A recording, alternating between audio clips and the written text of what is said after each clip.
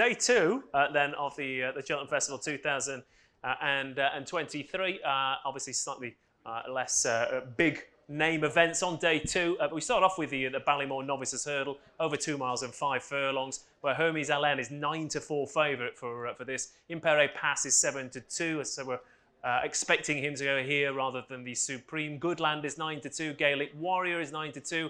Ilite Tante also has this option at 7s. Champ Kyle is another Mullins horse, of course, at 8-1. In the pocket at 12s to Morris at 12. So plenty of the same names you saw in that Supreme market might well go for the Ballymore. We saw this dance last year with Sir Gerhard and Dysart Dynamo and various other horses as well. Only Willie Mullins really knows what is going to happen with his horses at Cheltenham. And we're not, Leonna, going to get into that game of trying to predict what he's going to decide. But Hermes Allen, Challow Hurdle winner for Paul Nicholls. Paul Nicholls has never won it. Challow Hurdle winners are 0 from 20, but he's a 9-4 favourite. So tell us why. Yeah, Kate knows, I put this horse up on the inside track a good while ago, but I think he was about 4-1 then, and we'd all been very impressed with him. So, I mean, he's got a little short now for a race of this nature. These two were sat here bickering because we don't need to get AP's view on this race because he never rode the winner of it because Andrew Thornton beat him. So, Andrew, you can go first and tell us what it takes. Tell us what it takes to win the Ballymore, please. So, no, I won on a horse that Ross could have definitely ridden to win on. I think this is the lay of the meeting for me. Not for me, Hermes Allen. I think he was given a brilliant ride in the Challow by Harry Cobden. He went all over the track looking for the better ground. They say that the race has worked out well. Yes, the horses in behind have gone on and won, but they haven't won any graded races. They have won races. I just don't think I don't think it's the strongest form, and I think he's short enough. I like Gaelic Warrior in this. I think the best thing that happened to him was getting beaten last year. Else, if he'd won the Boodles, was it last year? A very inexperienced horse that went in the Boodles. I think it was a last-minute entry in the Boodles, but went straight in off an English handicap mark, and he looked exceptionally well handicapped. But he unfurnished.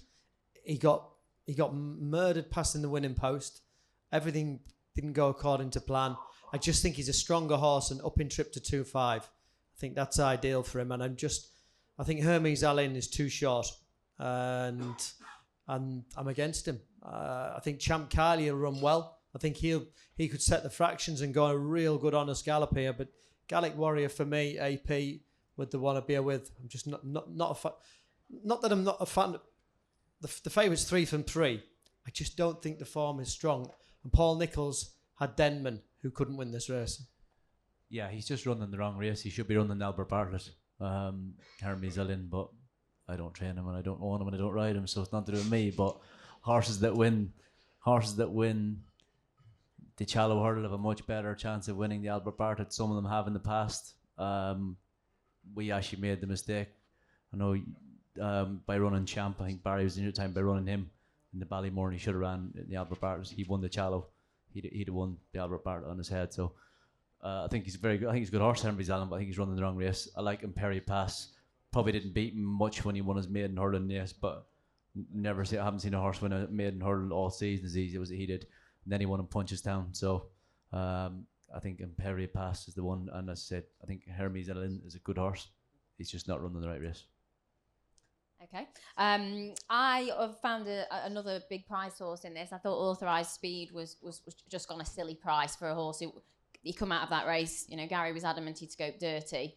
Well, if you weren't very well, you perhaps wouldn't run very fast either. So, you know, I'm happy to let him off for one bad run. We seem to drop these horses like a stone, don't we, if they run one poor race, which I just think seems silly. I mean, they really fancied him for the Tolworth. You know, he'd gone into that race as 5-4, whatever it was, 6-4. You know, he was short, and they can come back quickly enough from a dirty scope if he just had a bit of something on him. So to me, you're getting a super price about a horse because of one poor run, and you've got a good excuse for the run as well. So yeah, Authorised Speed is not even on the screen. Yeah, I don't know. We've got a trader in the room. Authorised Speed? 33s. Just keep scrolling. 33 is up. There you go, 33 is We'd take Leonna's. 40 though. Leonna's doing your job. She'll take 40s if you can boost it till 11 o'clock. But AP, so what you're saying is Hermes Allen's going to win the Brown Advisory next year. Is that what you're saying? Yeah, I think he's a good horse. Just think he's running the wrong race. Yeah. That's all. Okay. So 3 miles of offences maybe then. Speaking of which, the Brown Advisory this year, Jerry Colomb is the 7-4 favourite for this 3 mile novice chase. Mighty Potter is 5-2, but he's more than likely to go for the Turners. The Real Whacker is 4-1 with Sir Gerhard also at 4-1. Time Hill, bringing experience to the table, is 5-1. Ramillies is also 10-1 with Stage Star, of course, also won the Challow himself a couple of seasons ago. Thunder Rock is 12s. Gallia de Lito would have a chance if it rained from now until then, and it's 14-1 and bigger the rest here. But the Brown Advisory Novices Chase, it's changed its name pretty much every year for the past 20 years, but it's the 3 mile novice chase. And Jerry Colomb, shaped like a 3 mile last time out, Kate. Didn't he just? Yeah, he really looked under the caution quite a way out, but just still managed to find another way to win. Like you say, this is the 3 mile novice chase, the old RSA. It'll probably change again next year, but we'll try and keep tabs on what the name is from year to year anyway. But yeah, really interesting race. And then Mighty Potter, we're not expecting to go here, expecting him to go for the Turners. The Real Whacker, does he go here? Does he go Gold Cup? Will they be tempted to put the novice in the Gold Cup? And then Sir Gerhard massively stepping up in trip from 2 miles on his chase debut up to 3 miles for this, but apparently that's the way they're going. But Andy, we were talking about the Real Whacker on the inside track. He's a horse that you thought an awful lot of, so you're still siding with him? Yeah, no real reason to desert him at this late hour. He's got one really good strong stat going for him, which Jerry Colomb hasn't. The last 11 winners, 10 have either won or run at Cheltenham at some stage in their career. Doesn't mean to say Jerry Colomb can't act at Cheltenham, but that is quite a decent stat. And I don't think there's a better jumper in the field than Real Whacker. I mean, his performance when he won the Dipper was unreal.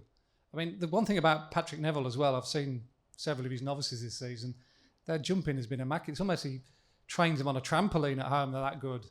Fuzane, who won at Catterick the other day, he never touched a twig.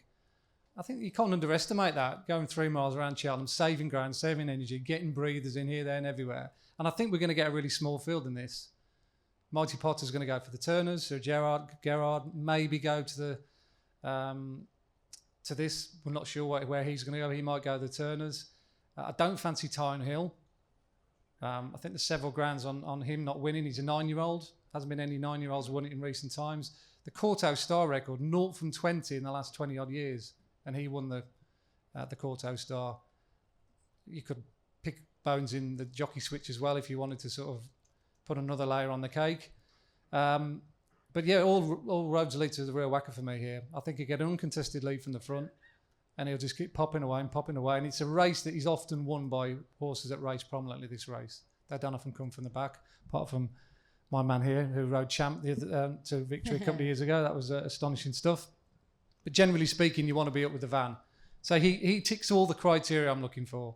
I think if he was trained by a more prominent trainer than Patrick Neville, I think he would be a bit short. I think he will shorten up because, as I said, this race is going to disintegrate. I don't think we're going to get more than 6 or 7 runners in this, similar to last year.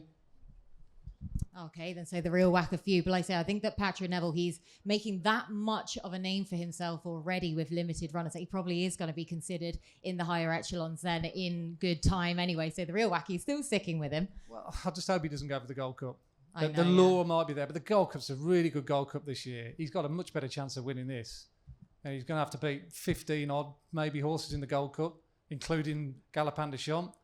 Surely if you weighing up the options, you'd come here as a 4-1 shot of winning a Grade 1 and having the glory than being a 20-1 shot in the Gold Cup. It just makes mathematical sense. You'll go for the easier race.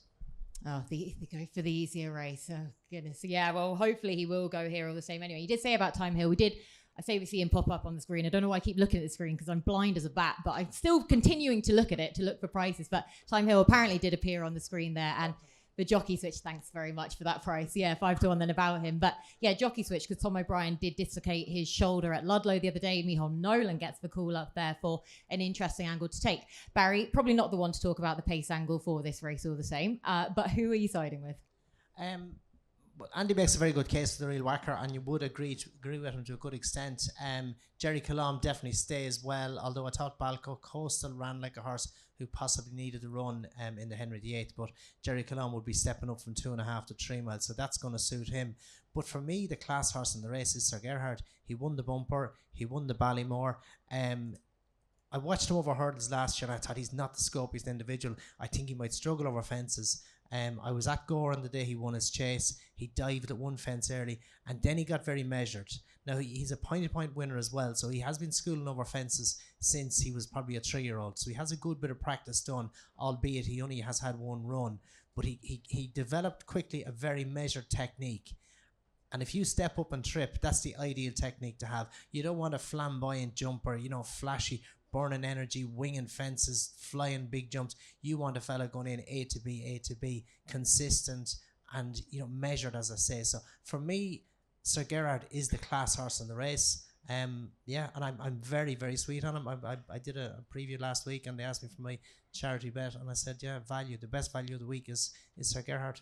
Not concerned about that step last time out. Goran, that was quite a big one. One step. Yeah, one step. You'll forgive one step. Yeah, but he got measured. He developed the technique after that.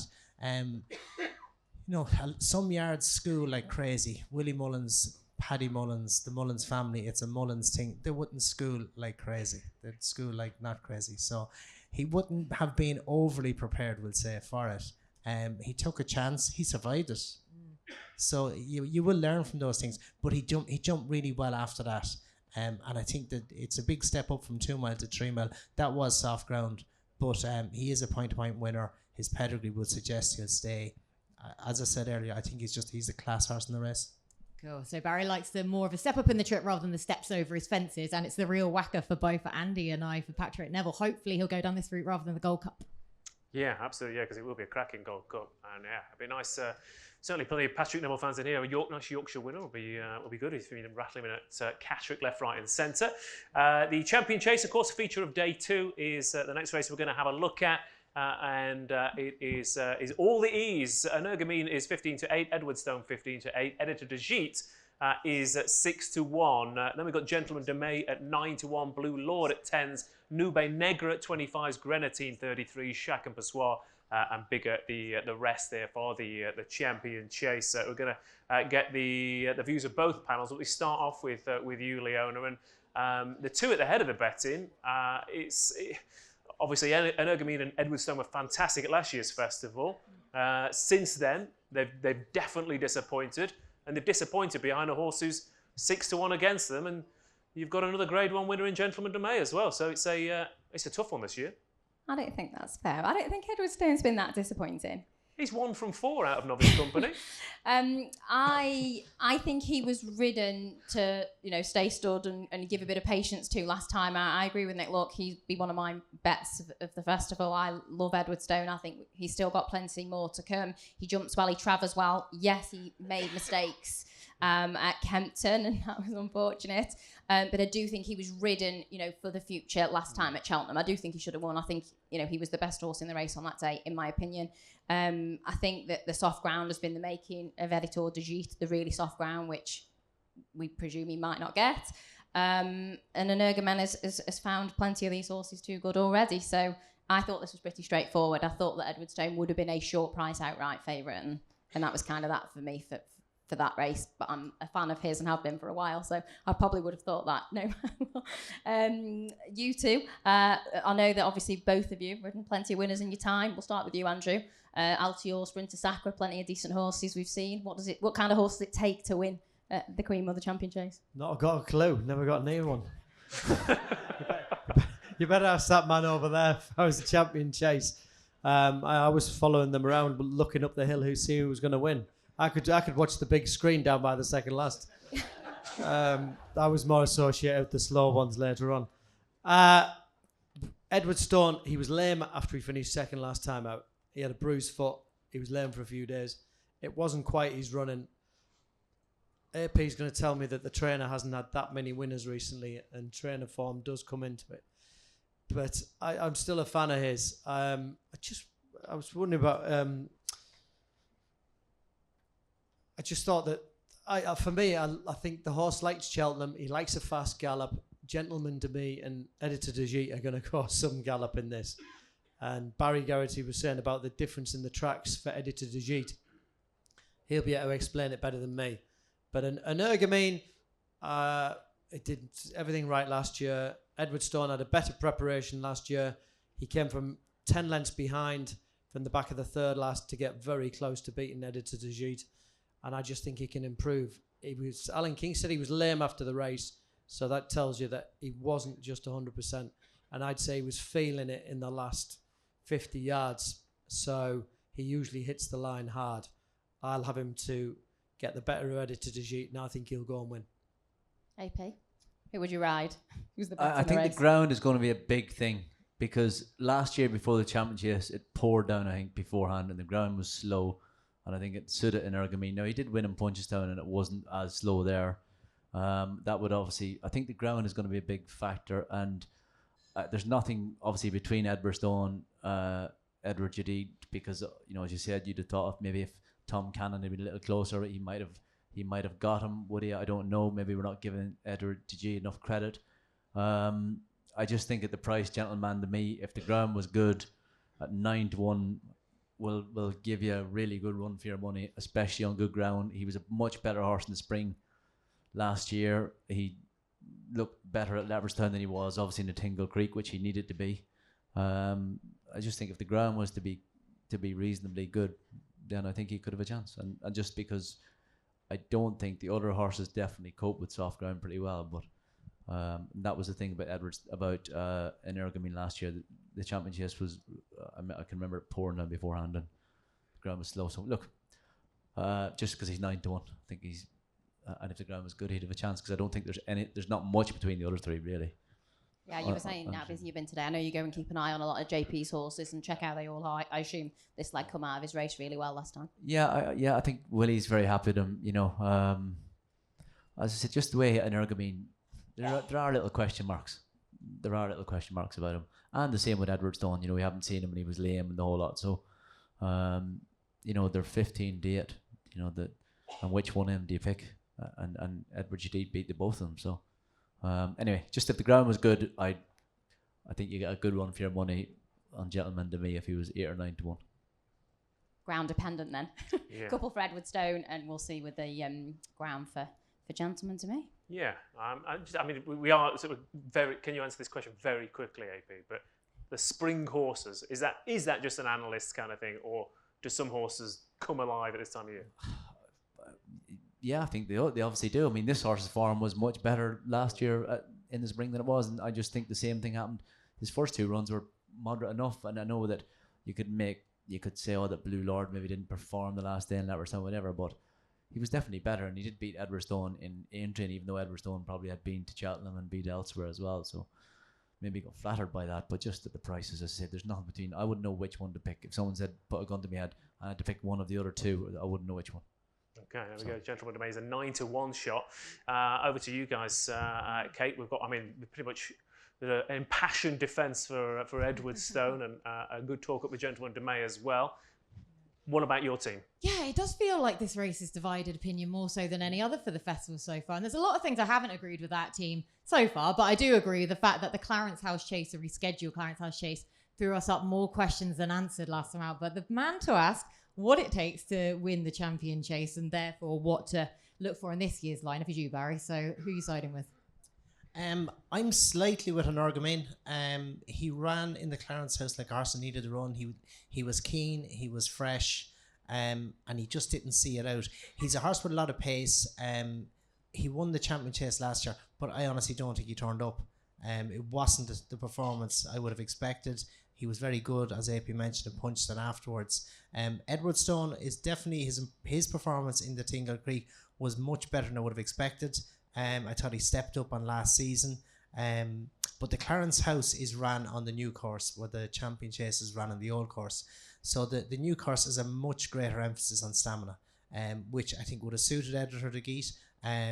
Likewise, I think Edwardstone would have enjoyed that as well, where it takes a pacier horse on the old course. There's more speed involved, and that's where I feel an argument. just possibly has the edge when he has that little bit more pace, I feel. Gentleman to me could run well. He won well in Leopardstown last time. He probably is value. I would be very much against Editor de Geese, and I would be an Energumene just ahead of Edwardstone. And just on the point with Energumene, I know that a lot of people have sort of laughed and scoffed at the white boards argument that Willie Mullins has put up, but from a horseman's jockey's perspective, how much would that have actually impacted him? It can, and they all vary. And just to use an example, Nicky was telling me of Constitution Hill. He schooled all his horses over the white hurdles, and he brought Constitutional Hill out first day over the hurdles. Boom, up he went. Never looked at a thing. He brought out other horses. They were refusing, they were ducking, they were jamming on. So it's an individual thing. Willie has white boards on his fence at home, but I would imagine there's definitely benefit. The English horses have a slight advantage of having raced over them. It's a different atmosphere to race over them than to school over them. So I think there is an advantage with the English, but you don't know where that's going to be. I know Willie gave it as an excuse. Be honest, I thought the horse needed a run. Yeah, he did just look keen and fresh and gassy, like say, new course to old course form. Hopefully that'll suit him a little bit better to hope that he might just settle. And he must have looked at the Clarence House Chase and assessed that from a figures point of view. So who came out on top? I definitely think Edwardstone was the best horse in the race. That new course, as Barry's touched upon, is a massive bias for front runners. It's a bit of a contradiction in terms, because you'd think being a more stamina-laden track that actually would suit horses coming off the speed, but it doesn't. The actual inside track historically has got more horses that come from off the speed than the new course. I think it's just about getting in front, getting into a rhythm. You can get breathers at the top of the hill, and it definitely suited Editor de Gees. He got an uncontested lead. He was able to fill him up in front. And Edwardstone was a good 10 lengths off at the top of the hill. He ran his face off to even head Editor de Gees, but that massive surge in the hottest part of the race was the thing that he couldn't quite maintain all the way to the line, and it allowed Editor de Gees to come back. I think Edwardstone will definitely turn the form around at Cheltenham. But I agree with the lads, AP, and it's a bit of a messy race. They all take it in turns to beat each other. I mean, there's no logic surrounding why Blue Lord would thrash Gentle to Me 41 lengths at Leopardstown at the first time they met, and then next time out there's a 48 length turnaround in form. Gentleman to Me wipes the floor with Blue Lord. If he was sort of educating a new person into the game and showed them those two races, you think, well, how can that happen? I think the reason it happened is because Gentleman to Me is a better horse in the spring. Look at all his form, all the stars align to suggest that after Christmas, and particularly February, March, when the ground's good and he gets the spring in his lungs, then he's a much better horse. So I tend to agree with AP here. I think 9-1 is not a bad alternative to the front end of the market. So I think Energumene probably does want a bit of soft ground, like he appreciated last season. And I do think Edwardstone, out of the front two in the betting, based on the Clarence House run, is the stronger one of the two. I think he would have beaten Energumene, and he did it from coming from behind him. And like I say, the new course and the way it panned out that day didn't play into his strengths, so he did really well to get as close as he did to Editor de Gees. So Edwardstone, Gentleman to Me each way, with the way I'd be looking at this. Okay, so two ways to play that. Now, I don't know why, and I think that a fair amount of people have this with Edwardstone as well. For all that everything is telling you he is a much better horse than you're giving him credit for, I still want to take him on, and there's no rhyme or reason to it. It's just one of those opinion things and where your sentiment lies with a certain horse.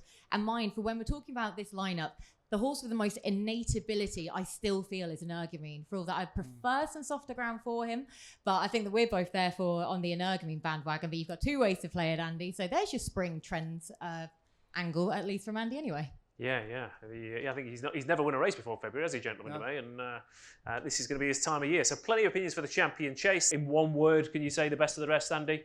And just give us the name. I'll go with Dad's Lad in the Grand Annual. Again, another horse that loves good ground. He beat Editor de Gees very easily at the, I think it was November meeting. Yep. So he's a decent each way choice in the Grand Annual. There you go. Andrew? Walking in there in the Potemps for Nicky Henderson. I think he's got a real good chance. Good, strong traveller. Won down at Exeter. Small runner field. Only went up, I think, £4 or £5 for that.